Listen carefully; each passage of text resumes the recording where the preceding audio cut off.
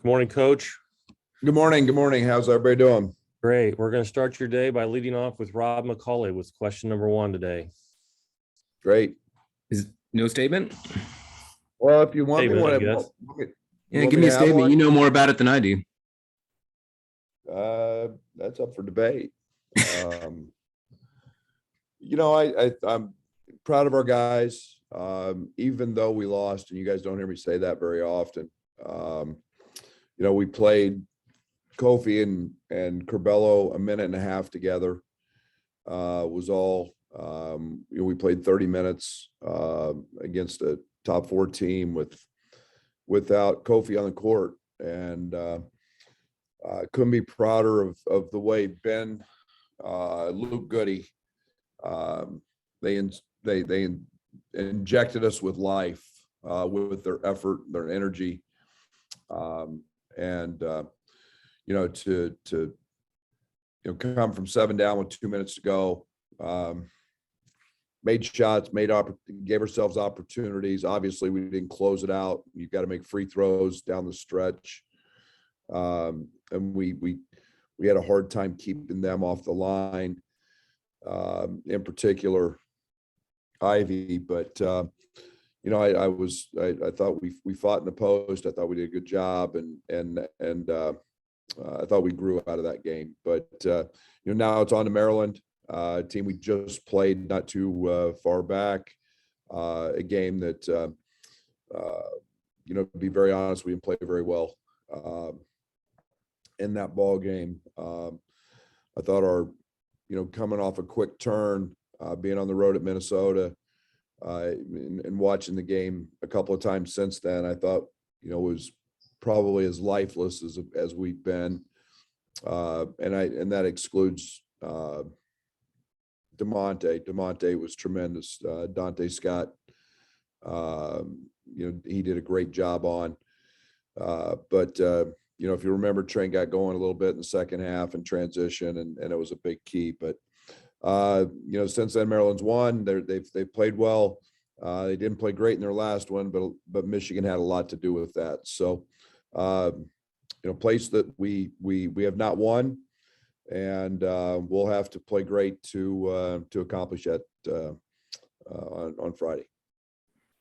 It didn't end well the last time you visited Maryland, and it seemed like you made some major changes after that game. Do you know what I'm talking about? Well, I mean, we've had a couple of tough ones there. I go back to my day at Oklahoma State. I had a really tough game there last second as well. But it is what it is. All we've tried to do is compete and play hard on the road, and we'll have to do that again.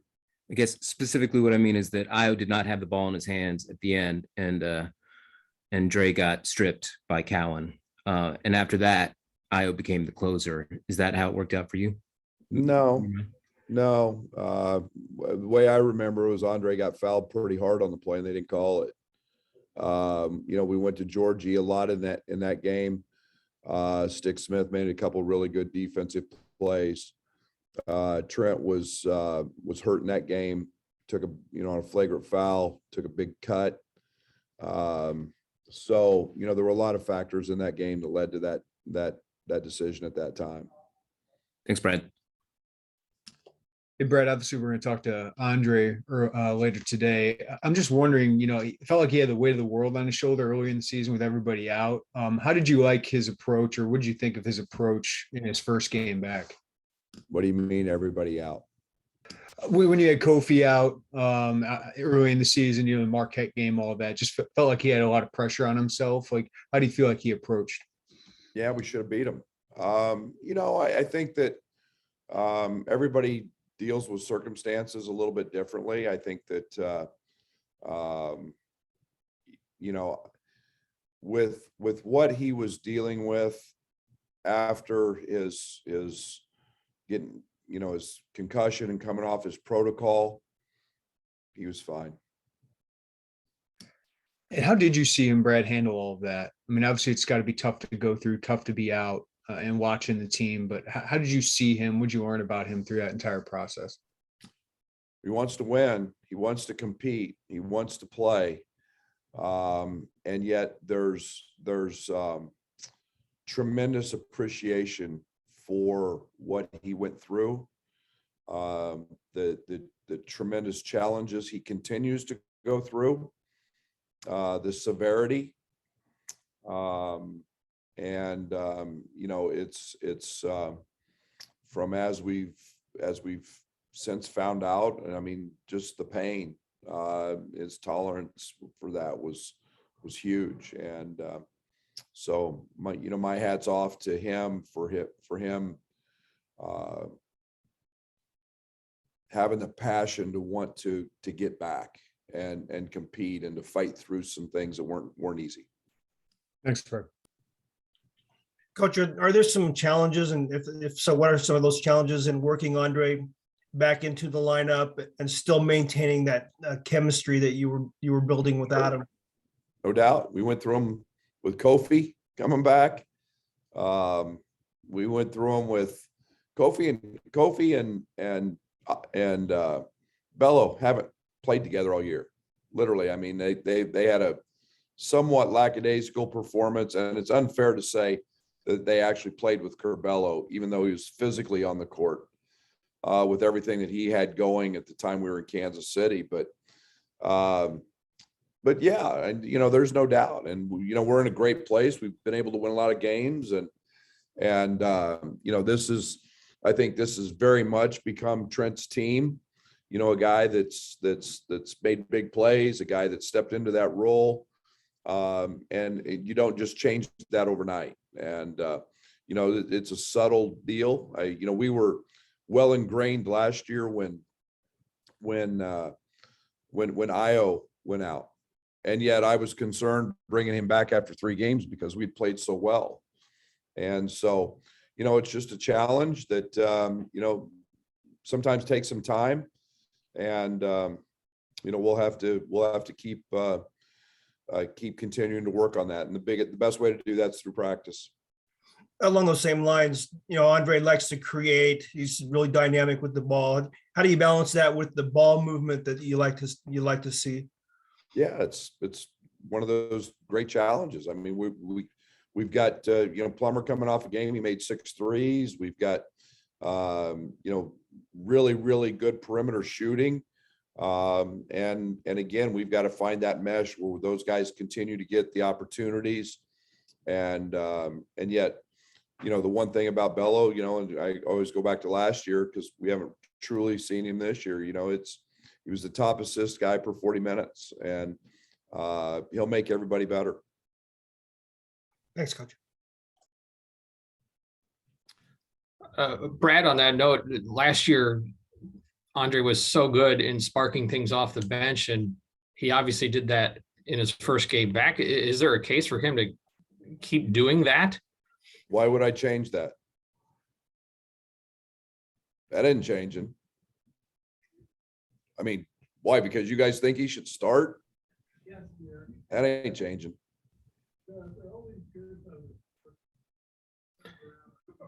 And you have said before about his process that it's sometimes been a step forward and a step back kind of thing. Do you expect him to be able to continue to just keep playing consistently now? I don't know that. I wish I could give you a definitive answer on that, but I don't know that. And we've learned to live in a. I'm hopeful this process. He's to that point where this process is behind him, and the significance of that is behind him. But I know one thing for sure. It's always been day to day, and it's the reaction to that day that happens and controls what happens the next day. All right, thank you. Hey, Coach, you kind of touched on it a little bit that you haven't had your team together all year, and they played a minute 30 together the other day. Do you kind of feel like it's kind of Happy New Year? You finally got your team together, and you've already proven you're a top 20 team without those parts. I mean, it must be pretty exciting in that respect. Yes and no. You'd like to be clicking like Purdue is. Purdue's had their whole team, same starting 5, other than maybe bouncing Ivy and Williams around a little bit, but yeah, you're more comfortable as a coach when you feel that.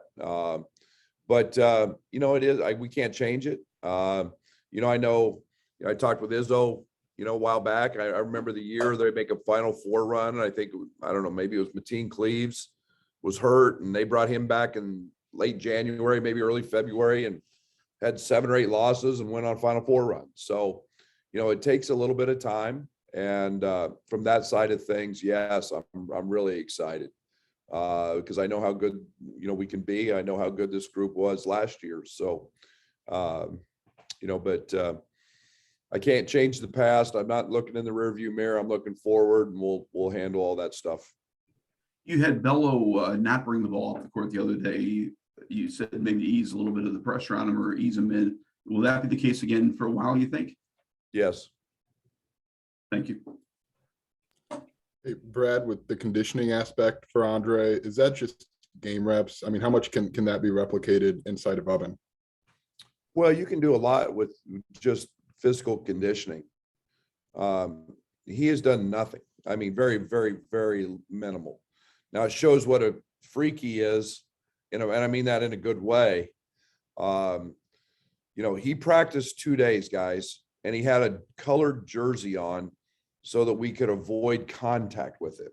It's kind of like putting the pink jersey on a quarterback. You don't hit him. And then he goes out and plays in a real game.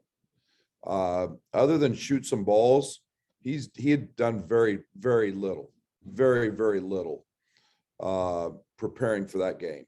And we got a call, from the group of doctors that have been working with him that he was cleared, and that came at 4:00, 4:30 in the afternoon the day before. So, we knew we'd give him a little run, but for his conditioning to be what it was, and he was gassed at the end. But he'll grow into that. He's an elite athlete. He's got elite strength, and that comes easy for him.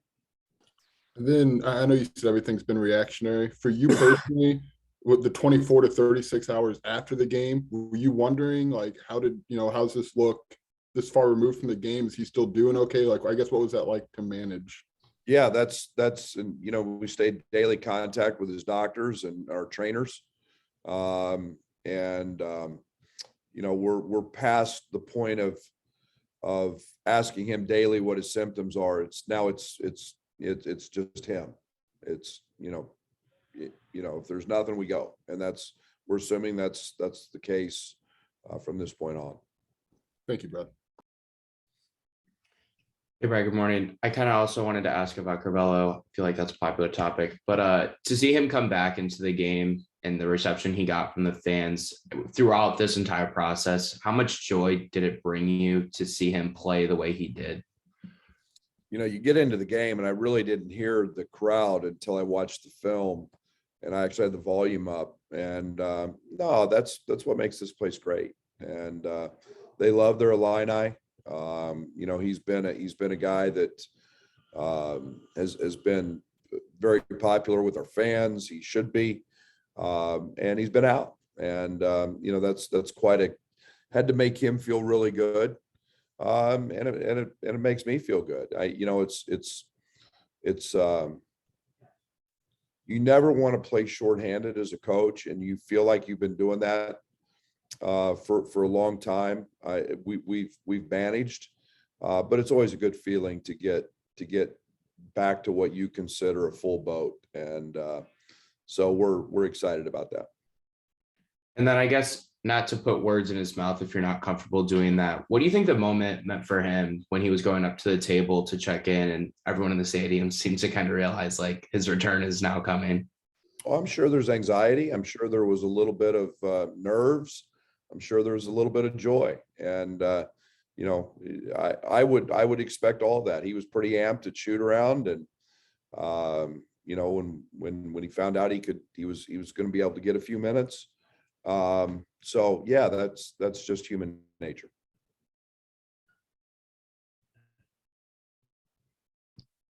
Hey, Brad, just how much did Andre's presence maybe elevate his teammates, maybe boost confidence for a guy like Ben, who, had one of his better games, and maybe offensively, at least, thrived a little more with Andre. Yeah, I mean, that's where Dre elevates people, and he does that with his ability to share the basketball and pass it and create opportunities.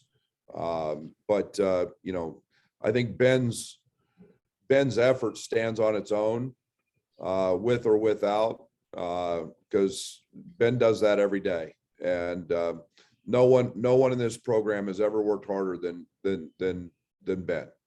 And the hustle plays, the diving on the floor, the post defense, we see that every day because he goes against Kofi. So that stands on its own. But the opportunities to score sure presented itself the way they guarded it, and it's great for Ben. He puts in a lot of work.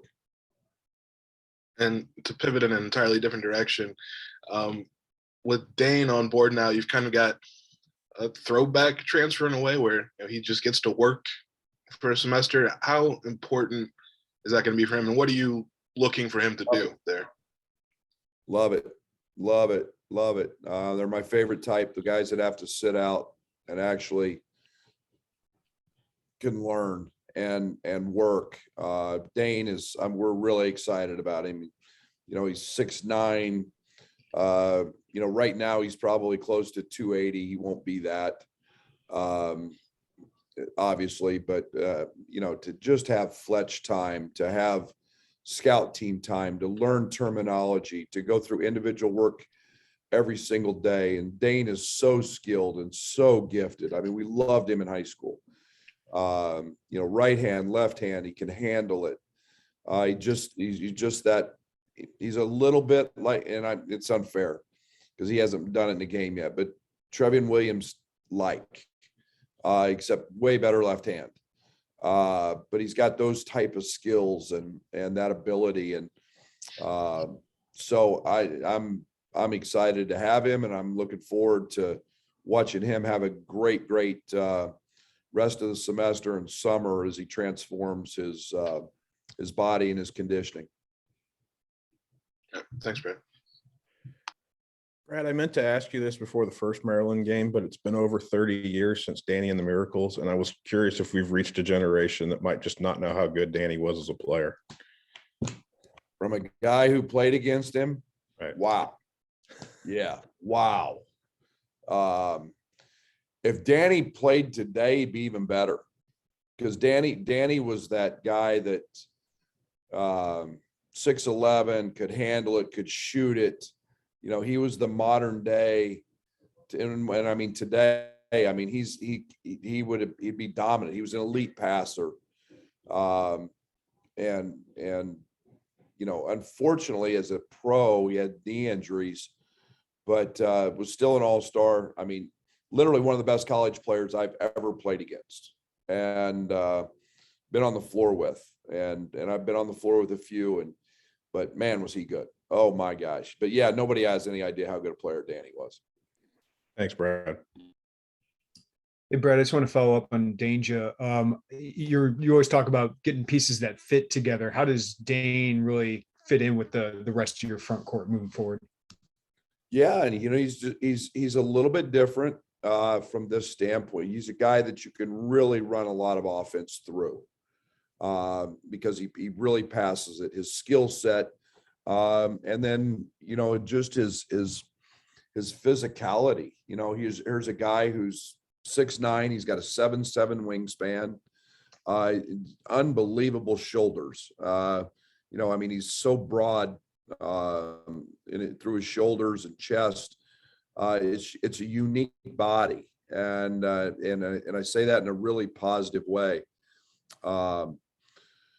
But he's skilled. I mean, he handles it like a guard. He passes it, and just watched him yesterday in our individual workout segment with our team. I mean, here's right hand, left hand, just as easy, and as you wouldn't know if he was right handed or left handed watching him. So, having a guy that's skilled, having a guy that can play on the block and score baskets, and having a guy who can play out and be an elite passer is truly exciting. Obviously, you did a lot of work on him, high school, recruiting him, liked him. How much work do you have to do with transfers I know he had an injury and just kind of getting a sense of what his year was like with Baylor? Like how much background work do you have to do after high school? Yeah, you do your due diligence. You talk to their people. I love the fact that he was with Scott. I love the fact that he's been a part of a national championship and seeing what that looks like. I think there's tremendous value in that. And sure, he's got to adapt to a new culture, but in ours, in the way we do things, but he's been a part of a really, really good one. And that's exciting. And, you don't have just his high school background to go on. Now you can gather all his information from his time, even though he was injured. But that's exciting stuff. And we did our due process there. Thanks, Brad. Hey, Brad, one more on Dane, if I could. Outside of conditioning with Fletch, what's the most important thing you want to see him accomplish over the course of these next few months? And it's really simple. It's not a complicated deal. He's not going to help us win a game this year. I want him to be in the best shape. I want him to transform his body, and then just simply learn how we go about doing things. And there's a big difference by having a semester where you're not rushed doing that, or you get them late. You get them in the summer, and then the summer's a sped up process. And this kid's going to be able to, Dane's going to be able to take part in our weight workouts, see how we do it during the season, practice, individual work with coaches every day. There's a guy who won't travel with us, so he can stay here. He gets bought into nutrition.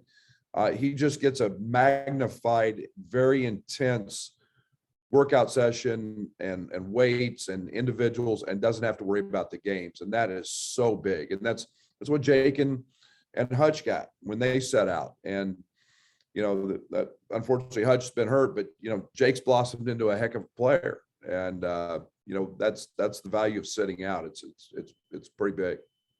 And I know roster construction varies year to year, but do you foresee the goal of having a scholarship available mid-year moving forward? Or I know maybe hard to kind of predict out all the way. I think every year's got its own challenges.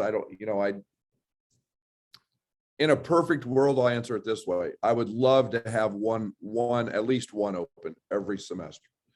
And I think that's the new world we're going to be in. I think you're going to see, I've heard some coaches say they're not going to take more than 9 or 10 on scholarship so that they can manage the guys that they have and try to avoid losing guys. I don't know if I'm at that point yet, but also have when guys leave a semester and have the availability to bring them in and set them out. It's as close as we're going to get to being able to do that. And, in a perfect world, to answer your question, I hope I have one every year, at least. Thanks, Brad. Hey, Brad, I'd also like to follow up on Dane. You've talked a lot about the advantages of this opportunity for him to get in the weight room and get more physically fit. You say he's about 280 now. Is there a goal to get him down to a certain area, or physically speaking, is there like a goal that you want to get him to? No, Fletch handles all that. I think that the Fletch does a great job in, measuring, not to get too technical, muscle mass and how he puts that on, and, what his body can hold. And the biggest challenge is, he's extremely flexible. Fletch was fired up because he can do the splits. So having guys who are flexible is a huge part, because then you can once you're flexible, you can gain strength really quickly. But it's just about making him strong. And then, putting him in that position where we figure out what that optimal weight is, where he can play the longest, where he can recover the quickest and still be effective. So there'll be a little give and take in that, I'm sure. Thanks, Coach.